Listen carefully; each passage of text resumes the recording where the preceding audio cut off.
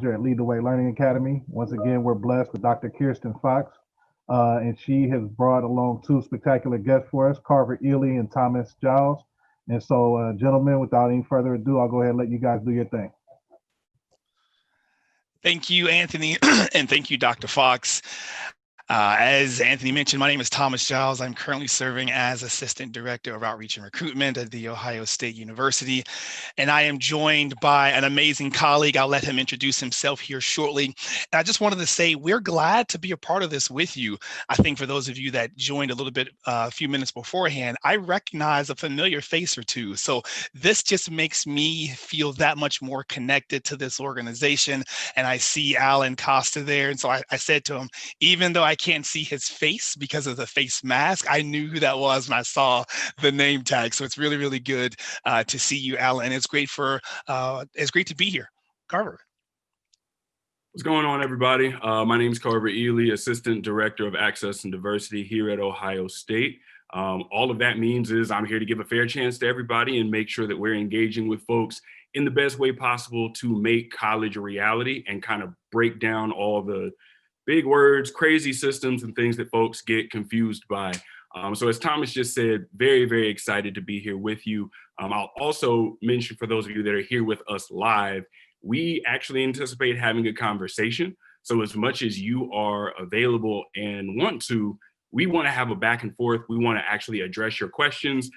We prefer to not be another talking head that you've seen in a Zoom meeting or on a screen, because we are all living our lives doing this, and it's odd. So we also just kind of want to quickly acknowledge that we get it's a weird time. It's a very weird time, given the time while we are doing this. So as much as you are able to engage, we would love you to, if you're not in a space physically or emotionally, to be able to do that. We get it, we understand. But I think, speaking for Thomas and I, we want to address your concerns, your questions, and the things and thoughts that you have about college, rather than just giving you a lot of talking points. So we're really excited to be here with you today.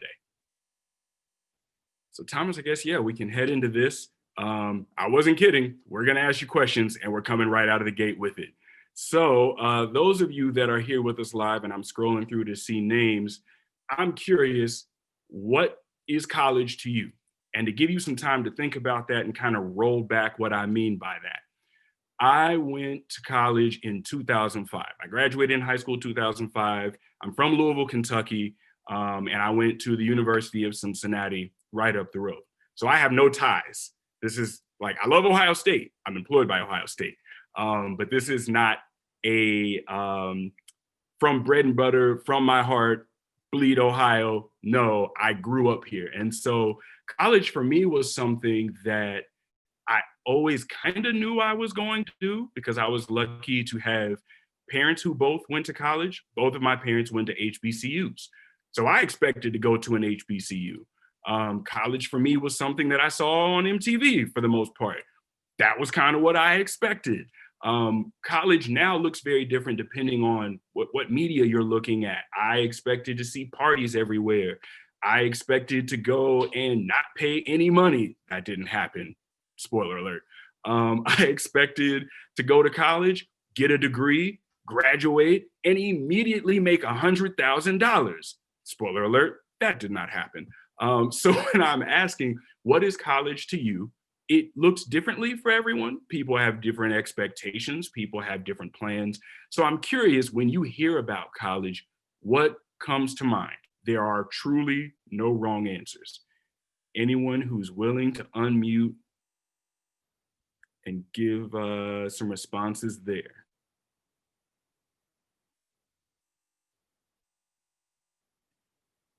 Not at the moment. In that case, I'm gonna bounce it to Thomas. Thomas, what was college to you when you were getting ready for that process? What were some of the things that you would kind of envision for yourself?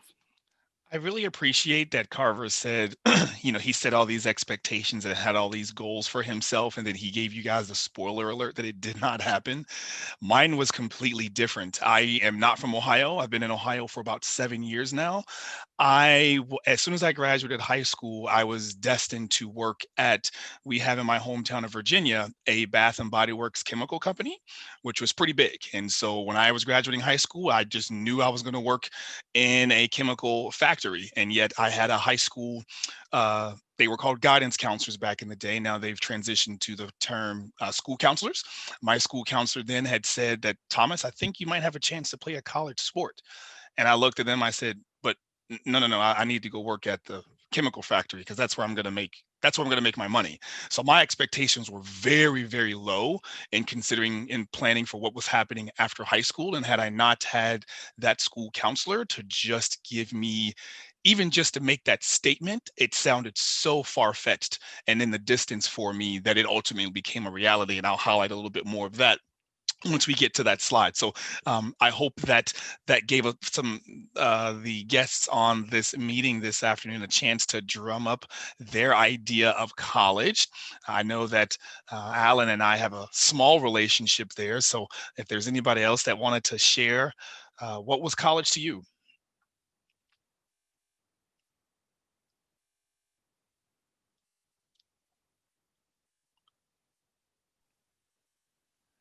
And we, by the way, I just want to say that because Carver and I have been in this space and you have been in this space for nearly 12 months now, the silence within a Zoom meeting, we are perfectly okay with it. It does not make it uncomfortable at all with the number of meetings that we have been in and understanding that people need time to think and reflect on items. That is perfectly okay. With that, we will at least move on to the next slide here. If it all works out, it does. The power of technology, it definitely works for us. Wanted to share here some key pieces when it comes to finding the right fit. I'm sure that Dr. Fox and Anthony and Alan have talked about, and Chris have talked about this extensively in terms of just, what do you want from college? Because I think oftentimes, as Carver mentioned, you turn on the TV, and if you have cable and you turn on the ESPN, you get a good idea of, okay, there's a Pepperdine. You may have never heard that word before. I didn't before turning on ESPN and seeing Pepperdine, or Loyola Marymount, all these schools across the country. And you're thinking, I've never heard of this. As much as you fathom or understand college from a television perspective, it's really important for you to shop college and how it is going to benefit you. I remember telling even Alan this when I first met him. It's not always about the name of an institution, of the reason of why you should attend. You need to find benefits of how that institution is going to give you what you need after you graduate. Carver said he was expecting to make $100,000, and we'll talk about his salary another day. Things like that are not happening. Alan, we work together, and knowing that, my salary, I am definitely not making six figures, even though it's fun to say my name and the word six figures in the same sentence. It's not really going to happen. When you're choosing that right fit, think about location. Do you want a major metropolitan city? Do you want something more rural? Or maybe you want something in suburbia. Colleges exist in all three areas, and it's important for you to understand what you want. So if you grew up, obviously everyone here is in the central Ohio area, so you've kind of grew up around a major metropolitan city. At the same time, you might just be on the outskirts of a major of Columbus, so you may not want to be right in the heart of the city of Columbus. Another thing is size. Size is important. I graduated from a small liberal arts college in North Carolina, and it had no more than 1,300 students. I was okay with that. So when you think about small, medium, and large size institutions, small being from 1,000 to roughly 5,000, medium size, between 6,000 and about 19,000 students. I know that's a huge gap. And then the large institutions are 20,000 and above, which is what Ohio State is certainly at, with more than 45,000 undergraduate students alone at Ohio State. Now, this next bullet can seem really elementary, if you will. If the institution doesn't have your major, please don't consider it. Again, it is so tough to say, I'm going to go to X university because my cousin Ray went there, or my best friend's niece went there, and you have no idea. They don't even offer what you major in, what you want to major in. Even if you don't have an idea, it's important to understand, okay, what does this institution have in terms of finding the right major for me to be successful? Next is the public or the private sector. It's really important to know that there is a difference between public and private, and not just because of the dollars and cents, which is what I always thought about the publics and privates just being in terms of which one costs more. Don't let the sticker price fool you. You can certainly make a private liberal arts education very affordable if you ask the right questions and take the right steps to be successful.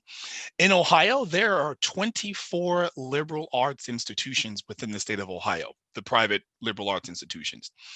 With the publics, there are 14 public institutions in Ohio with 24 regional campuses across the state. So a good example is Ohio State. The flagship or Columbus campus is right here in Columbus, Ohio, but then we also have 5 regional campuses that are spread out across the state that says, if you don't want to enroll on the Columbus campus, you can still be a Buckeye no matter where you are throughout the state. And so too are the other 13 publics, have some regional campuses available for you as well. Next is religiously affiliated. Institutions back in maybe the 1960s, 70s, and 80s, they were really tied to their religious affiliation. Times have changed, so you still may find out that an institution is of the Methodist religious affiliation or the United Church of Christ affiliation, and they're starting to change the language that says it's loosely affiliated. They're not forcing you to take religious courses within that denomination. However, it is a part of their foundation. So if you don't want to be a part of a religiously affiliated institution, that's important, again, to find out in terms of that fit. Physical facilities. This is a tough one, because I can tell you, if you go to a campus, let's just say you go to a campus somewhere and you get on campus and all you hear is Mozart playing in the background, and you see golf carts driving through the campus, and you hear students yelling out the alma mater every 10 minutes, you're thinking, either this is really, really an amazing opportunity, or you're thinking, this is too, how do we say, bougie, too expensive. I don't want to be a part of this. But it's important for you to know what these facilities look like. If your idea of college is swimming pools and Mozart and golf carts, it's out there. It exists. If your idea of college is none of those and still receive a quality education and a good sleeping arrangement to live in, that's a perfectly good college experience as well. And then last but not least is student support services. I put that intentionally last because all of those things are important. And if you want to know how the institution is going to support you in your undergraduate or associate experience, you need to ask those questions. Services like tutoring, essay writing help, math writing help. At Ohio State, we have the Youngkin Success Center, which functions as a hub for services related to student success, like free tutoring, career preparation and planning, and ultimately student life counseling, because not everybody is going to come to college and not have zero mental health issues or just missing home. Things happen in college. And so we offer those services completely for free. Now, I've been talking to you a whole lot. I am transitioning it over to Carver. So I'm hoping that you're taking a lot of those pieces in, because again, the conversation that Thomas and I are hoping to have with those of you that are here with us live is really about figuring out, is college for me?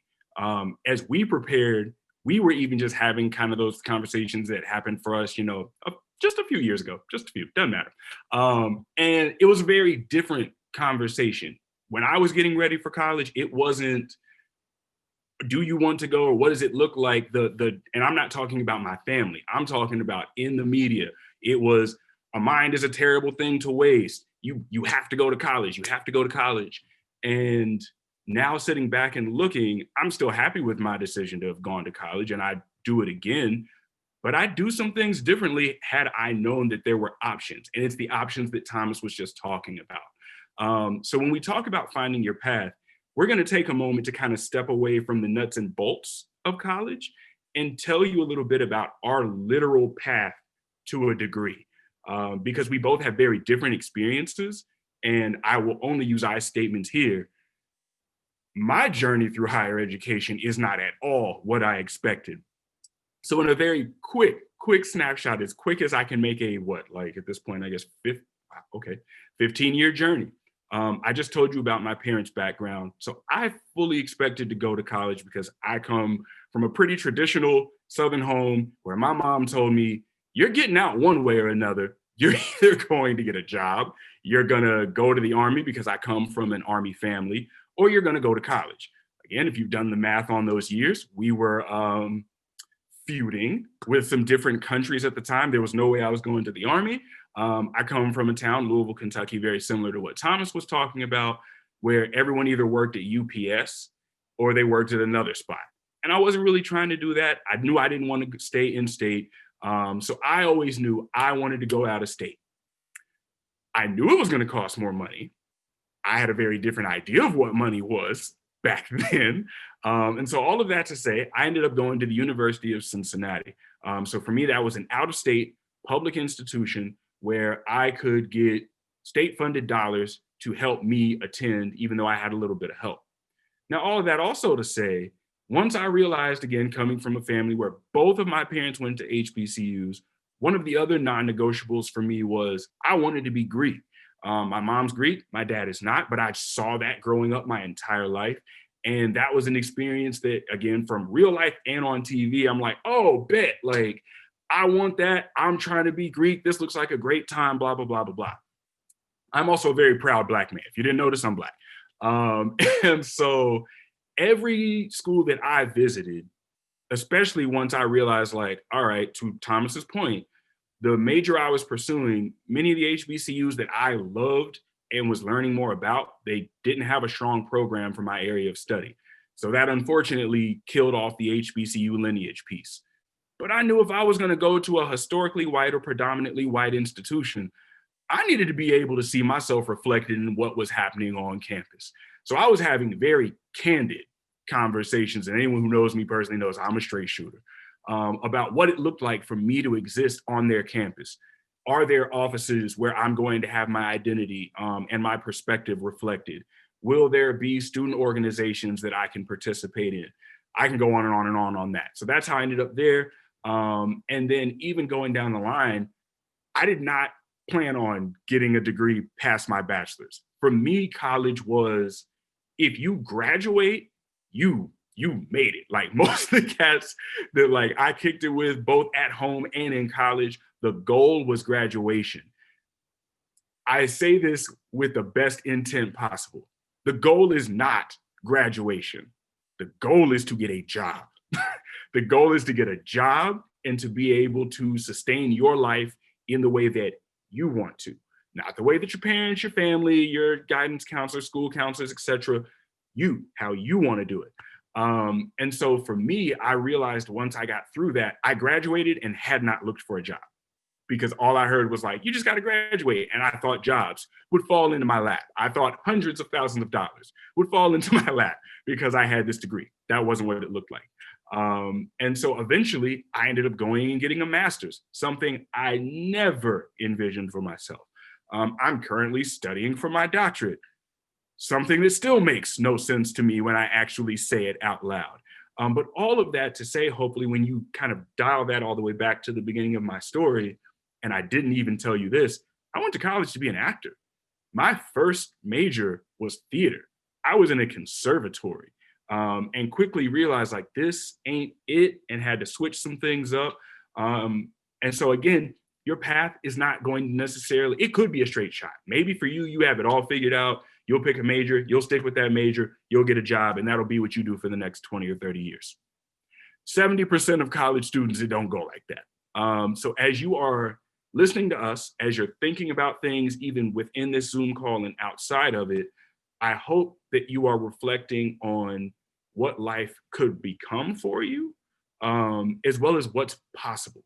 Don't limit yourself, really expand that scope, because your path towards an education, if that is something that you want for yourself, is going to be ever evolving. Thomas?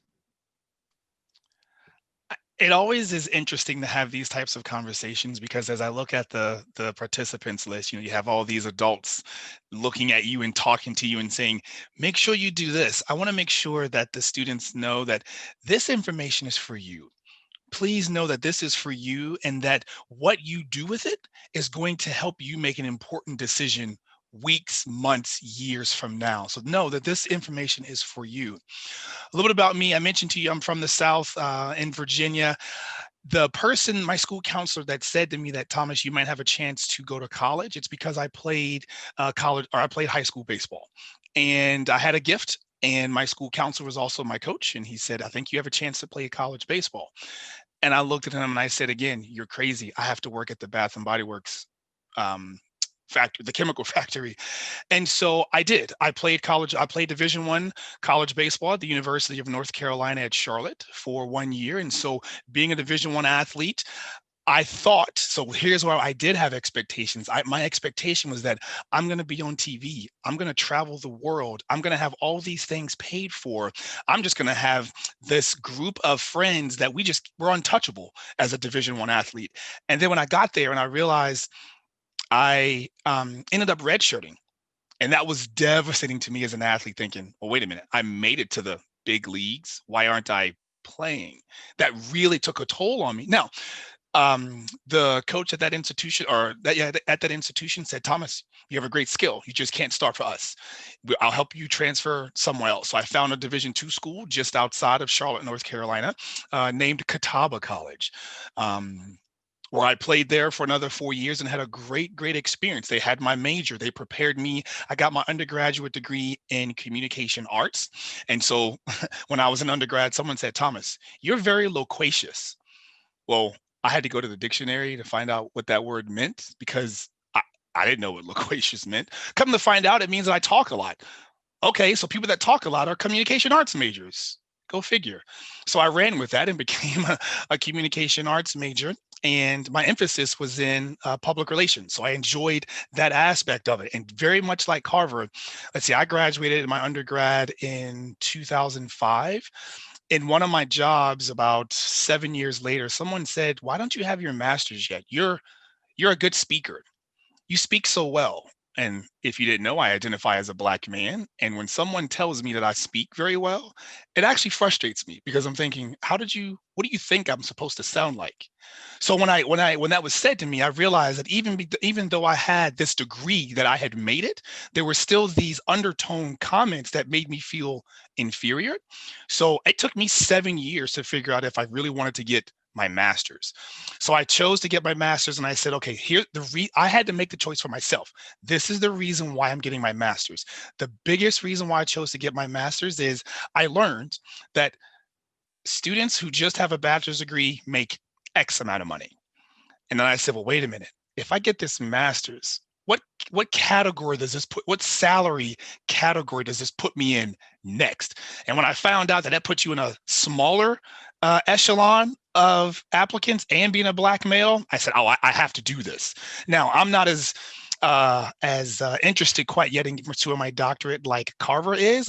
We talk all the time. I admire him. I might follow his footsteps. Right now, my point is, it took me 7 years to determine if I even wanted to get my master's. So education isn't supposed to be lockstep, 4 years here, 2 years there. It's not that simple. It will take you some time to help you figure out what you want to do. So again, finding your path, whether you do it right here at Ohio State on this beautiful oval, or whether you choose to do it somewhere else. I'm also a first generation student. Neither of my parents went to college. So as Carver, we have two different backgrounds. And so for me, I had to find out this college thing on my own. And thankfully, I had a great support network that allowed me and coached me along the way. So the next big part that we want to hit is the money, because it ain't no joke. Like there's no way around that. When I spend time with students, this outside of, again, College Fit is really where I like to spend my time, because we place so much emphasis on go, go, go, go, go. It's going to be great. And I've met way too many students who risk it all and make decisions financially that end up not being in their benefit towards the end. So it's important that you understand some basic things.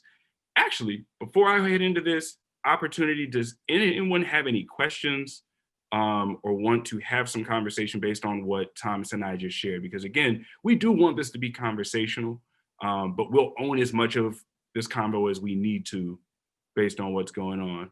Let's talk about the bag. Well, bet, here we go. And we're headed that way too. So this is the quick snapshot. And we want you to understand when you're paying for your education, hopefully when somebody's paying for your education, take that with you. The scholarship column, that's where we want you. End of story. This is money that you never, ever have to pay back. This is grandma hands you over an envelope, you open it up and it's got that crisp $100 bill in it.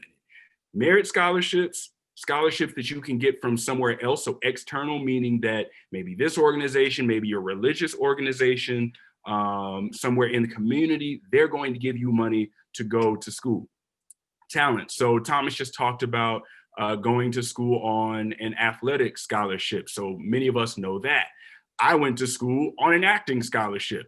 I didn't know that was possible. Had that completely taken care of. So that was really dope.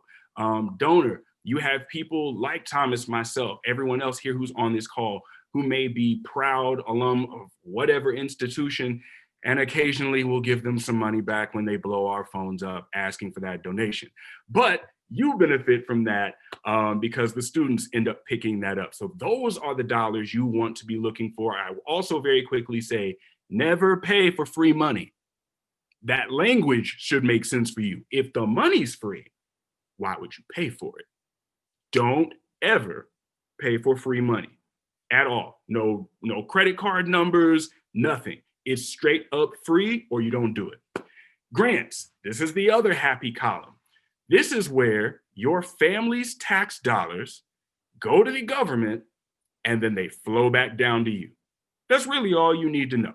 So Ohio's either going to give you some money for one reason or another to attend an institution that you will never have to pay back, or the federal government, meaning the US of A, is going to give you some money to go to college that you will never have to pay back. Those are our two happy columns.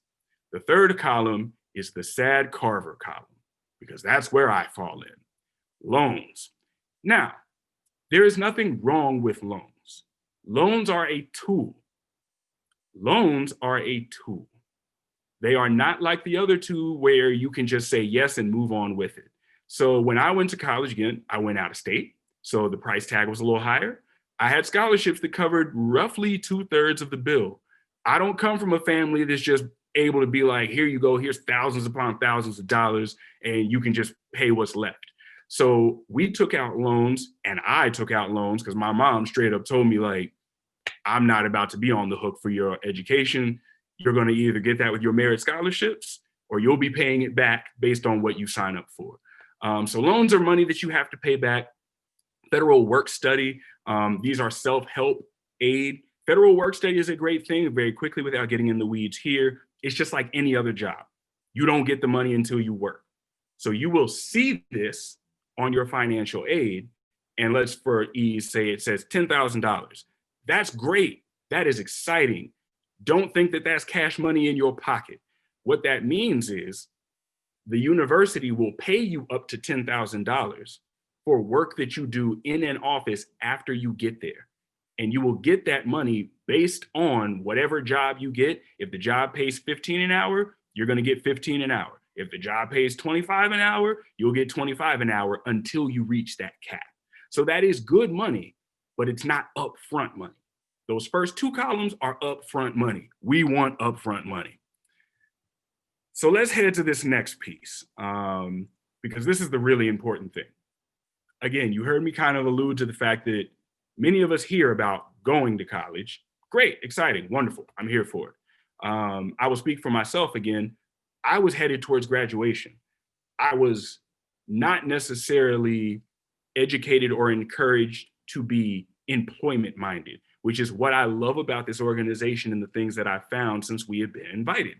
So what I'm putting in front of your face are earning potentials based on your level of educational attainment.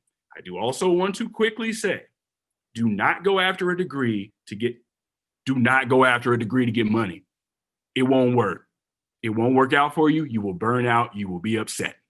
Now I'll back up into an appropriate distance from the camera. So what you have in front of you is what you can expect on average based in the year 2018, so roughly 2.5 years ago, of data of what you would earn at a particular stage of your education. I am going to speak upon all of you that you are going to graduate from high school. Bare minimum. You're going to do it. You're going to do it successfully. It's going to be easy, and there'll be great things for you heading ahead.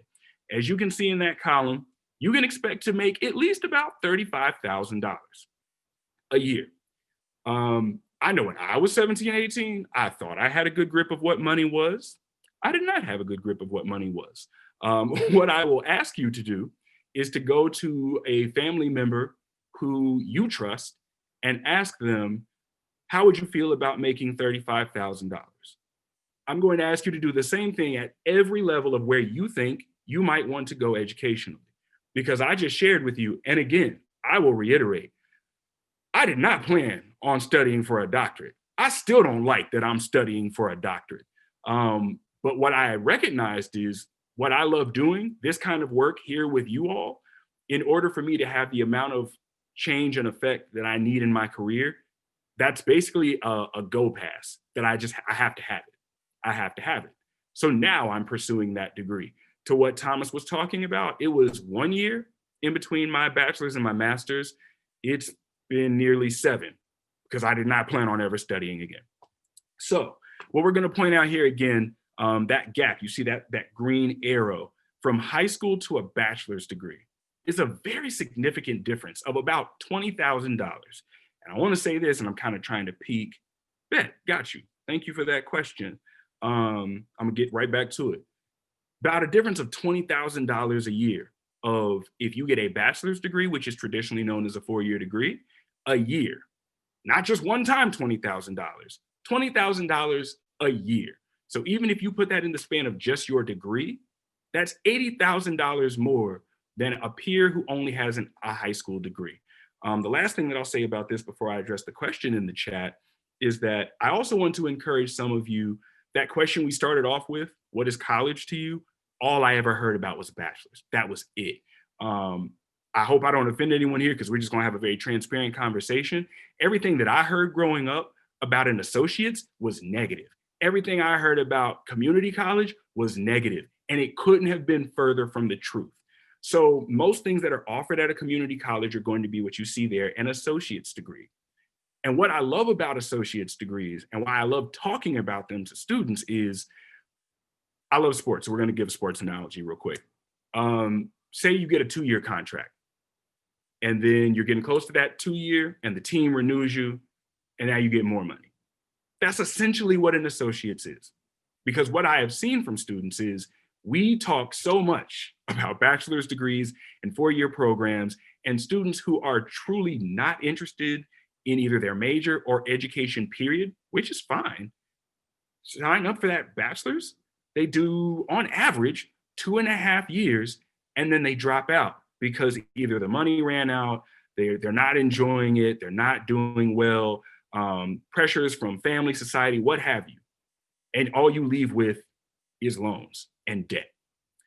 If you're not sure about a bachelor's degree, but you're currently thinking to yourself while I'm yammering on and on, well, college doesn't sound that bad, but I'm not sure. I would encourage you to look at an associate's degree. Here's the reason why. Look at how much you earn at an associate's. $4,000 a year more than you would if you only stop at high school. $4,000 more every year. That's a 2-year degree. The great thing about that is, again, I just told you, average 2.5 years, dropout, nothing to show for it. You invest those 2 years in an associate's degree, you have already earned yourself $4,000 on average. Now, at that 2-year point, if you decide for yourself, oh, well, this actually wasn't that bad, maybe I'll do that whole bachelor's thing. All you have to do is take your associate's degree and go back for 2 more years. Now you have your bachelor's. So either you can opt out and be done and still make more for yourself, or you can opt back in, get the bachelor's, and then raise that ceiling a bit more. Thomas, let's head to the next one. These next two I'm going to speed through because, again, my doctoral brain is kind of setting in, but I want you all to see this information. The main thing that I want you to look at here is where that arrow is. So when I was 17, I never thought I would be unemployed. I was never thinking about what would happen with unemployment rates, and you probably haven't, and I don't want you to. But what I want you to see is in I believe it was 2010, the rate of unemployment for people who had a bachelor's degree was roughly 5%. So if I'm looking, we've got about 10 people on this call.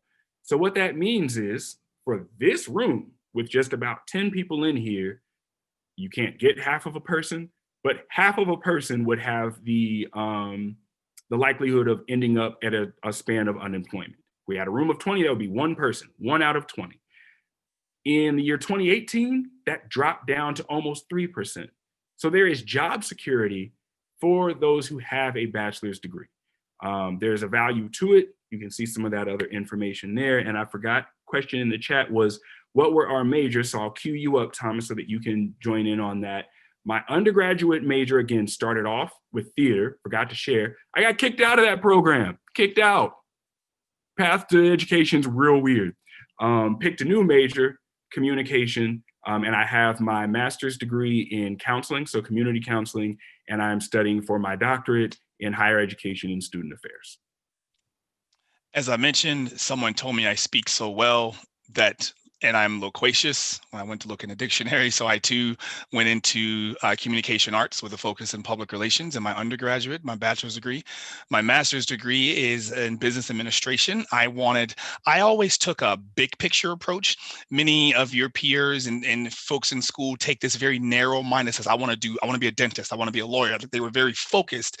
I was never, actually, I'm still not that way. So I chose business administration because I decided that I would be more marketable in my undergrad and my master's with a business administration focus, rather than saying I want to do just one thing for the rest of my life in that specific area of study. Now, as Carver mentioned, if I choose to get my doctorate, that will give me more of a specialization. So I'm not quite ready to pick one yet. So that's why it may be another 7 years before I move into my doctorate. And then we can go on to this next slide, Thomas. And as we're doing that, I will remind those of you who are live with us in the chat, feel free to throw any questions you have in the chat. Feel free to unmute yourself at any time. We would rather have this conversation with you. Please don't be shy. We want to address your concerns. So I threw this in here because I'm an equity-minded practitioner. Basically what that means is I work to get everybody on the same playing field. That's my job. And I'm looking in the chat and making a bunch of assumptions. I see that we have some folks who probably identify as women. You're probably not surprised to have heard about the pay gap between genders. So what I'm going to point out to you is that if you're looking down kind of in the middle at the associate degree level, which I was talking to you about, it's not something I'm proud of. But if you are a woman, you can expect to make as much as a man who only has a high school education. And I just have to say unequivocally, that is jacked up. It is unfortunately the reality that we have, but that is the reality. And so I want to put this in front of you, and I've drawn a few lines there so that you can see that if you fall, however you identify, that you might in this stage, and hopefully again, those things will change in the coming years. But with the world that you are set to inherit, if you are a woman or someone who identifies as a woman, you can expect to make less than a man, which frankly is why you see more women who go after their education than men, because we have the privilege of just being lazy and still being able to get ahead. Let me get back on track. So if you take a look at this again, you can kind of see what that looks like in terms of trying to level those playing fields. Again, talking about getting a job, that unemployment. We want you to keep these things in mind. As Thomas had mentioned earlier, not just going to a university because it's your favorite university to cheer on, not because of proximity to home, not because your love interest or crush from high school went there, not because of family lineage, because of the job that you can get when you graduate. Because if you're like Carver and you end up having to take out those loans, which is okay, I would do it all over again. I'm very happy with where I'm at and the progress that I'm making, but I would have took less loans. I wouldn't have took so much extra out so I could go to the mall and grab a few fits, and I ain't lying to you, I did it, I'm not proud. But you're going to have to pay that money back. We want you to have this information as you are making those kind of decisions and the pieces that you're considering. Thomas? I wanted to ask of the adults on this webinar, so if they could all turn their cameras on just for 1 second here. So students, I want you to look at this when I ask this question. Of the adults on this webinar, please raise your hands if you did have student loans or are currently repaying your student loan. So Carver, I wanted you to see that, because sometimes, Carver has articulated clearly that the goal is to get a job, not just to graduate, and understand that a student loan, it is truly a catalyst to your education. Now, there are many families that we communicate with that will say finances aren't an issue to pay for my son or daughter's education. Those are we'll call those the 6%ers, not even the one. Those are the 6%ers that can do that. The folks that are I will say for the adults on this webinar, and maybe yourself, you need to not be afraid of a student loan. You do need to have very close conversations with your financial aid advisor at the institution that you are enrolling at. And well before you even step foot on that college campus, you should have deep conversations about financial aid and how your loans will affect you. Because some loans, as soon as you graduate from your college and receive that diploma, they say, start paying me right now, please. Some institutions or some loans that says, we'll give you 6 months. We call that thing a grace period. I'm not really sure why they call it grace, because no one's really blessing you other than congratulations. You have to have this, they're going to give you grace to before you can start paying your loans. And when that time expires, you need to pay up. So I just want you to understand, loans are important it can be important to the success of your college education. I wanted to transition here to let you know that, Carver and I have been talking about all things college in general, but we also want to make sure that you know how to stay engaged with The Ohio State University. If you ever have questions for my colleagues and I in undergraduate admissions, you'll reach out to us at askabuckeye@osu.edu. You see the phone number listed there. And I'm going to take my time and talk a little bit slower, because you might be taking a screenshot or taking a picture of this, and that's perfectly acceptable. We hope that you do. I kind of highlighted this already. It is never too early to start having conversations about financial aid. Don't wait until your senior year to say, okay, I'm going to call all these places and I'm going to ask all these questions. Well, many of these institutional scholarships, grants, and loans, some of these things are starting in your junior year to at least be aware of, so that when you get to the senior year and start it, all you need to do is just hit submit. Okay, so it's really important that you can have those conversations now. We also want to make sure that you know that on how to engage with Ohio State University. Our doors, if you will, they're currently closed and we're not having any campus visitors right now. However, you can still stay engaged with us through an admissions presentation that you might see me in. I promise you, this is not how I dress every day, and Carver's about to start grinning because he knows what I'm going to say next. I am usually, actually, Alan knows this too. I am a bow tie person, so you may hear me give an admissions presentation all dapped up in my bow tie. So I had to put that out there. You may also receive a campus tour, a virtual campus tour that's led by our current Ohio State students. Last but not least, there's a really neat student experience panel, which is really, really cool, because you will literally get to hear from about 4 to 5 Ohio State students and how their experience as a successful Ohio State student and what that looks like. So I wanted to show that for you there. And last but not least, we also want to make sure that if you have questions directly for Carver and I, we want to provide you our contact information here as well.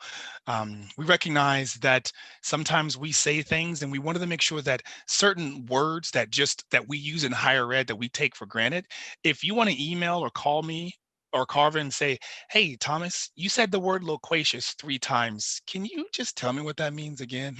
By all means, call, email me. We will certainly answer that for you.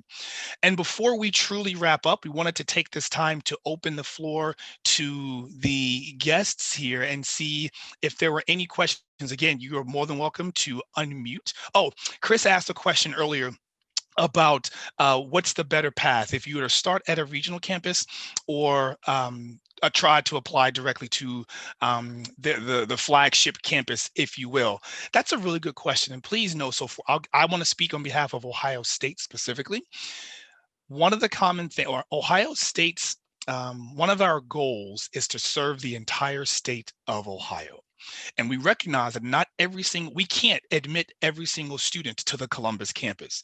Note, I didn't say main campus because we are one of the campuses. We are the Columbus campus. There are 5 regional campuses. So for all my Central Ohio folks here, if you apply to the Columbus campus and are not admitted, you are automatically admitted to a regional campus that's in proximity. Let me step back, and close to where you live to that campus. So for folks who attend the Pickerington schools, your regional campus will be the Newark campus. For those students who are maybe up in the Worthington area, those students are going to go to the Marion campus. Now, you're automatically admitted there. So the one thing I want to tell you is, if you want to be a Buckeye, let the Black man sit before you. Yes, I'm sitting. Sit before you today and say, I can guarantee you will be a Buckeye. I intentionally pause to let that sit in. Just because you don't get to the Columbus campus, it does not mean you are not a Buckeye.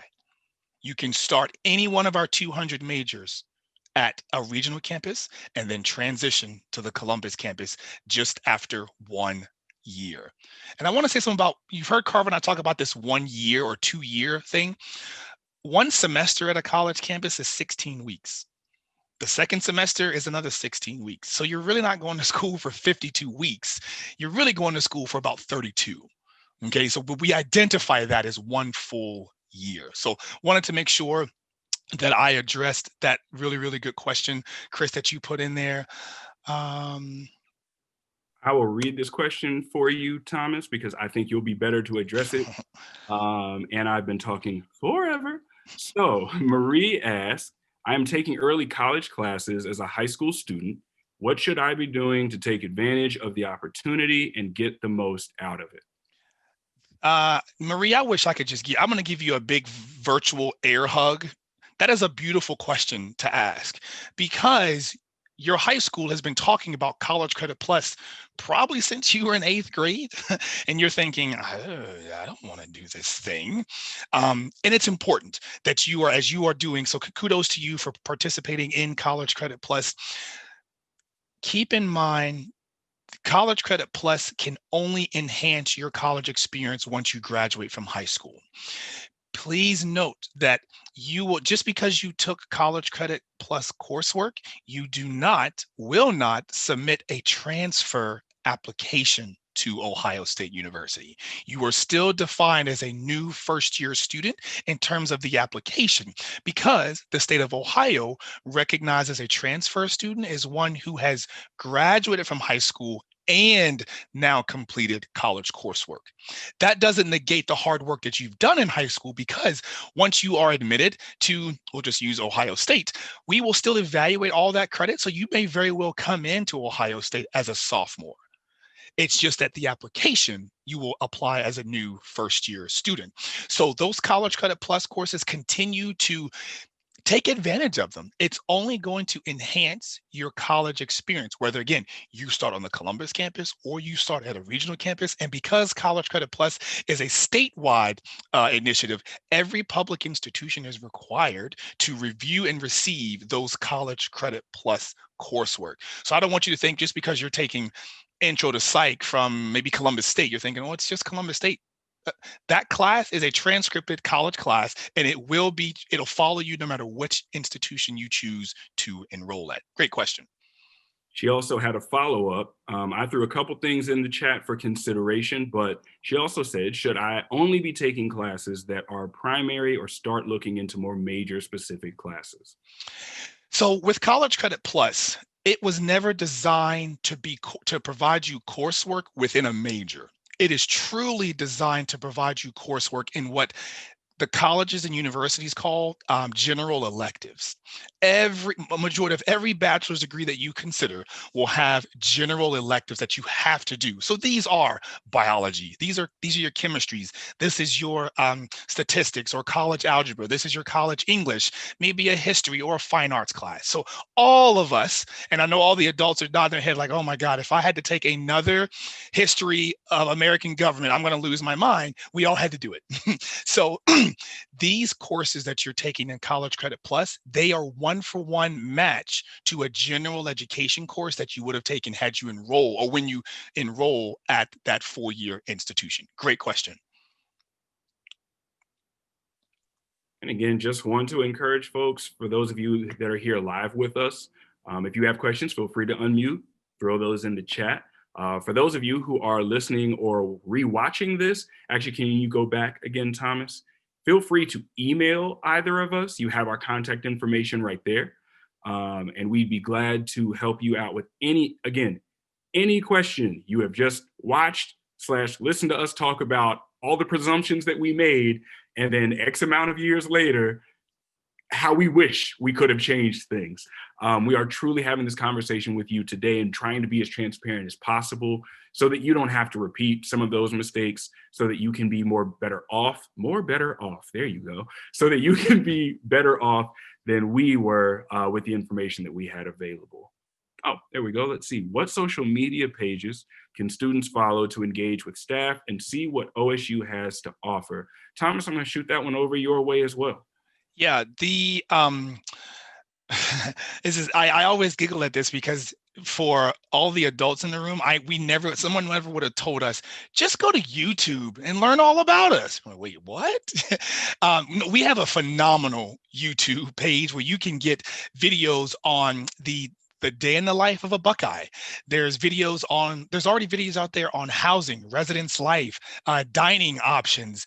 There's even some really neat interviews where a student is literally just walking around the campus and asking students about their Buckeye experience. So you can tell it's raw and unedited, if you will. So those are some really neat opportunities. Now, our Facebook, Twitter accounts are always out there for students to see.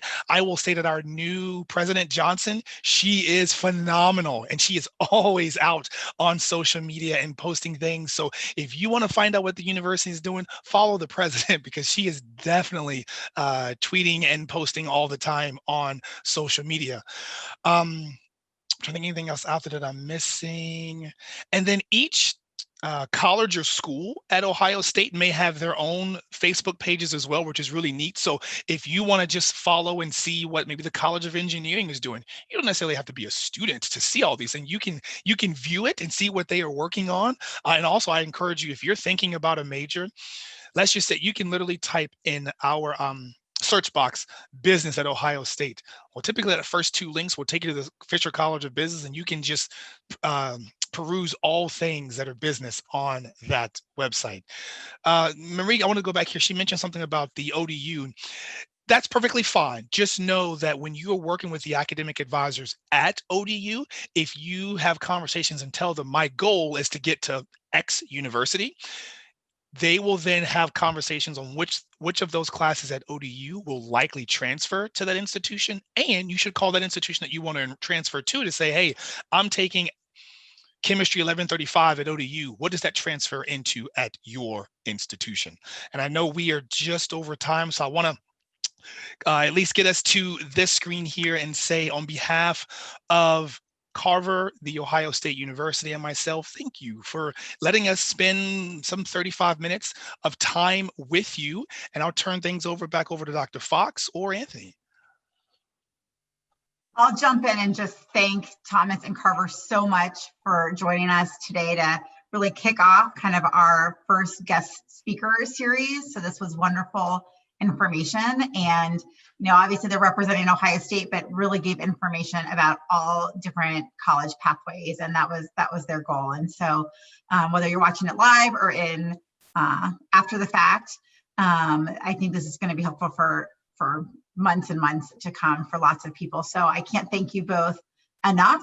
and for your willingness to share your contact information as well. Just some future programming. We will have representatives from Columbus State as well as OSU Newark to answer some of those questions as well and give a little bit more of a spotlight on their specific institutions. So know that those will be coming down the pathway as well. And maybe we'll even see Thomas and Carver back here again to talk a little bit more about some of the other initiatives at Ohio State. I won't put them on the spot, but I'm sure everyone would be glad to have them back. So. I'll turn it over to my friends and colleagues at Lead the Way Learning Academy if you want to close us out. I just want to thank all the youth for tapping in, all the coaches for tapping in. Dr. Kirsten Fox, thank you again. You are amazing. Mr. Ilty and Mr. Giles, you guys were amazing. Appreciate what you guys shared. And anytime you need anything from Lead the Way, just let us know. At this time, I want to open the floor to my coaches, Chris or Alan, if you guys got anything to add. You know, I got something to add, man. Hey, I get fired up. I'm so excited that the youth that showed up and got what you needed, right? You came and got the jewels, you got the game, right? And now you got some access, right? You have some resources. Now you can tap into Carver, you can tap into Thomas. They've given you their information. Share this with your friends, right? Tap into our social media pages. Like this is what we live for, right? Giving you access to all the things that you want out of life. And I'm so excited that they showed up for us today. So y'all know me. I'm always, my energy is always high. So again, thank you all for showing up. Thank you for our guest at the Ohio State. And that kind of gives me a bittersweet taste because I'm a Bearcat through and through. But I always got to give credit where credit is due because Ohio State has done some phenomenal things in this community, and we're looking forward to send some of our students your way. So thank you for tapping in with us today. And yeah, that's it. OHIO, yeah, I love it. I'll just keep mine short. I think Chris hit everything on the head. But this is awesome. I'm excited too because I was just thinking about, man, if I would have seen this when I was in high school getting ready for college, I was so excited. I'm so excited now. Of course, every time I see Thomas, I know it's going to be something great. Carver, it's great to hear from you, and thank you everyone who attended today.